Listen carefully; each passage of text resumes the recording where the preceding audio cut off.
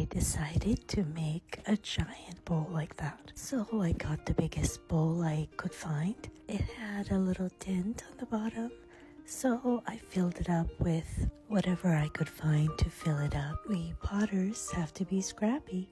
Then I smoothed it out with a metal rib, cut the rim straight, put on the ready foot ring, and snap, it's ready. And just magically, we can now start carving out the blades of grass. Aren't videos magical? All that work inside a couple of seconds.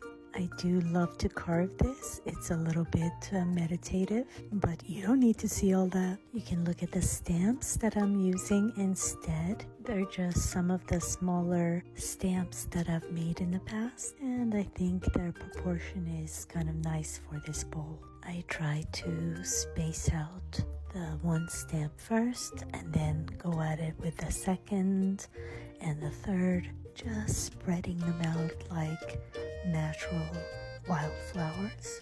And then I think we'll need a butterfly. I couldn't find my bee or dragonfly stamps, but then I found my bird one. Sometimes my students use them and I never see them again. I'm glad I still have these two. And I found this one too, this flower, so I put on a few of those. And then I was thinking I should have made some worm stamps and put them down by the base. Maybe next time, or maybe not. Okay, so here's the bowl. It's pretty large.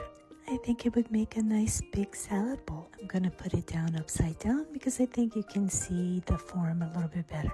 There, what do you think? Okay, it's time to glaze this big salad bowl. For those of you who may not know, this process is called mishima, where you fill in all the carvings done before with underglaze. The great thing about it is that you don't have to be very careful. You just put the green inside the leaves and then wipe it off when it's dry. And I'm doing the same thing with the flowers.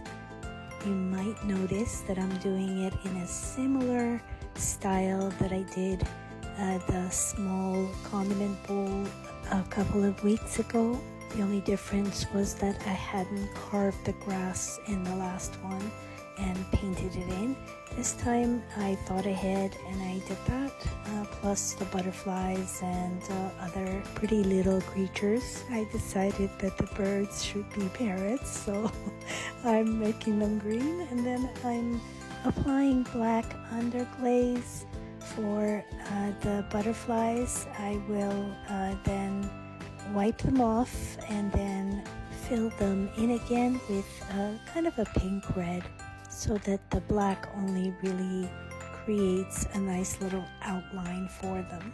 It's already looking beautiful, but I'm just cleaning it up a little bit, making sure that the black is completely gone.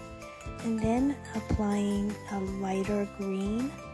I used a darker green for the blades themselves, and then just a lighter, like a yellowish green on top. And then, of course, light blue sky. And we're done. Ready for the reveal? Here it is. I think it turned out pretty nice. What I did not tell you is that I've made the inside of the bowl a very dark blue. What do you think?